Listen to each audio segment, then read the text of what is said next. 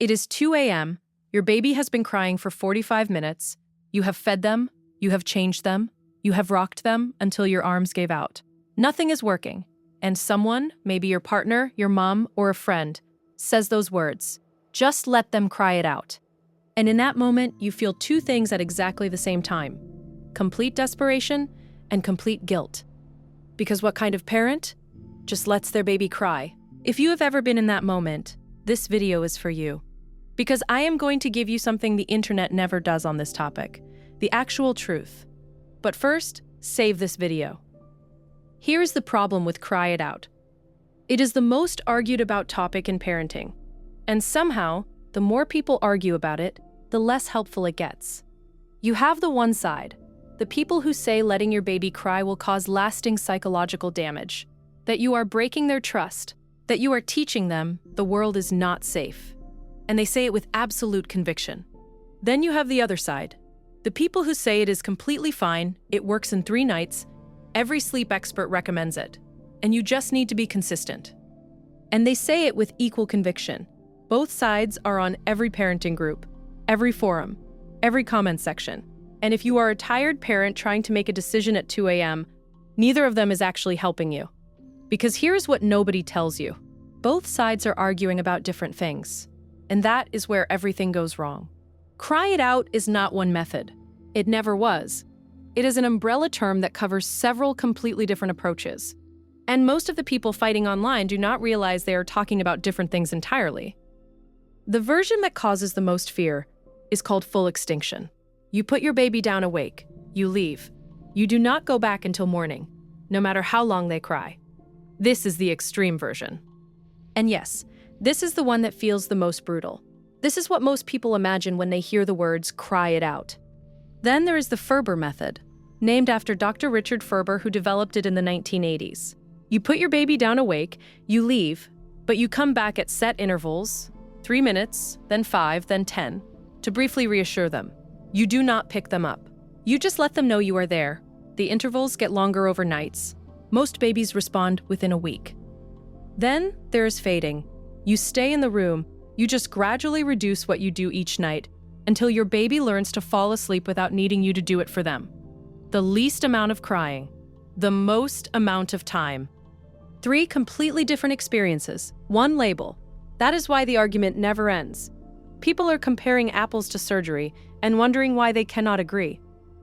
But underneath all of the noise, all of the forum posts and the Instagram comments and the WhatsApp voice notes, there is one question every parent is actually asking, and nobody is answering it directly.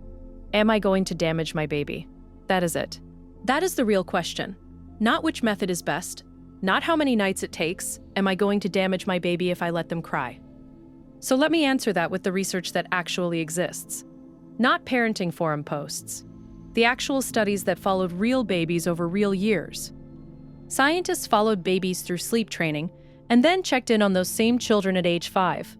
They measured everything: emotional health, behavior, the stress hormone in their bodies, how attached those children were to their parents. And here is what they found.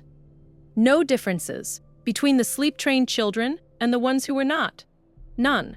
Not in how they behaved, not in how stressed they were, not in how close they were to their parents. 5 years later, you could not tell the difference between a child who was sleep-trained and one who was not. And this was not one study. A review that looked at 13 separate studies covering over 1,800 families found the same thing consistently. Sleep training works, and there was no evidence of lasting harm to how babies develop emotionally, mentally, or in their relationship with their parents. The fear that the crying causes lasting damage? Well, the science does not back it up. Now, I know what some of you are thinking, because I thought it too when I first read that, which is, yes, that sounds reassuring, but my baby is not a statistic. And that is fair. So let me be completely honest with you about where the debate actually sits. There are researchers who push back on sleep training, and their concerns deserve to be heard rather than dismissed. Some researchers argue that even when babies stop crying, they have not necessarily stopped being stressed. They have just stopped signaling. And another suggesting that the stress hormone in a baby's body can remain elevated even after they go quiet, meaning they learned that nobody was coming, not that they were okay. This is worth knowing. And it is also worth knowing that the larger studies following more families over longer periods have not consistently found this to be the case. It is a concern, not a conclusion. The second concern is about the bond between parent and child. Some specialists worry that repeatedly leaving a crying baby could affect the deep trust that builds between a baby and their caregiver in the first year. However, the studies that followed children to age 5 found no differences in how securely attached those children were to their parents. The third concern is the one both sides actually agree on, and it is the most important thing in this entire video on this topic. These methods are not for young babies. Every sleep specialist, regardless of where they stand on Cry It Out, agrees that babies need to be at least 4 to 6 months old before any form of sleep training is appropriate. Before that age, your baby is not waking out of habit. They are waking because they need something: food, comfort, warmth. There is no sleep training that is appropriate before 4 months. That is not up for debate. I want to stop here for a second, because I think there is something that does not get said enough in this debate, and it needs to be said. Sleep deprivation is not a small thing. The research on what chronic sleep deprivation does to parents is genuinely alarming. It is associated with postnatal depression, with relationship breakdown, with reduced ability to respond sensitively to your baby, not just at 2 a.m. but during the day when you are exhausted and touched out and running on nothing. A parent who is falling apart from lack of sleep is not able to be the parent they want to be. And that matters for the baby too.